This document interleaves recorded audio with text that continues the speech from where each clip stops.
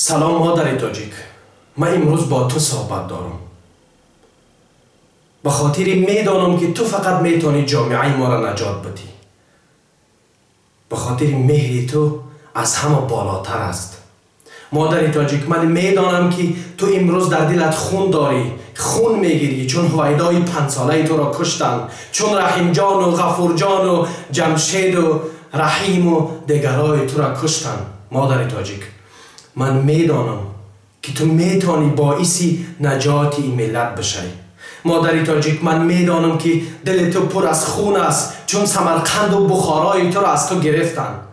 اگر امروزها مردم در این باره صحبت نمیکنن، اما این طور هست.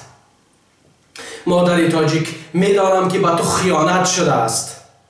میدانم که فرزندان تو به تو خیانت کردند، اما آخرین امید من توی. مادر تاجیک، من با تو صحبت دارم. در حال حاضر داری من گوش میکنی؟ قربان نامی تو مادر تاجیک. اگر تو امروز با کار نشی، اگر تو امروز دست و آستین خود بلند نکنی و این فرزندات نجات ندی، این ملت از بین می رود. بسیاری ها صحبت میکنن دیگر نه، یگانه نفری که میتونه این ملت نجات بده مادر تاجیک است. چون امید من مرد تاجیک تو هستی ای مادر. تو امیدی تمام مردهای تاجیک ای مادر. تو امیدی هر فرزند این ملتی. ای مادر تاجیک، اگر میخوای خیانت به شوهرت بکنی، یک بار فکر کن که آینده فرزندات حرام میشود. ای مادر تاجیک، خیانت به شوهرت نکن. یگانه امیدی شوهر تو هستی.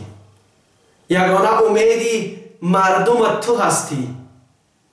میدانم تو را اذیت کردن، میدانم تو را دروغ گفتن، میدانم تو را 10 سال 15 سال گذاشتن، برنگشتن نآمدن، میدانم تو را لط و کوب کردن، اما تو میتوانی که این ملت نجات بدی. هر مادر تاجیکی که من گوش میکنه، سخنهای من از قلب دلم برای شما است. مادرای عزیز، بیاین دست و آستین بالا کنین، این ملت نجات بتین، فرزنداتون درس بتین، فرزنداتون غیور تربیه بکنین. یگانه راهی که این ملت نجات میتین فرزندانی غیور در کار است.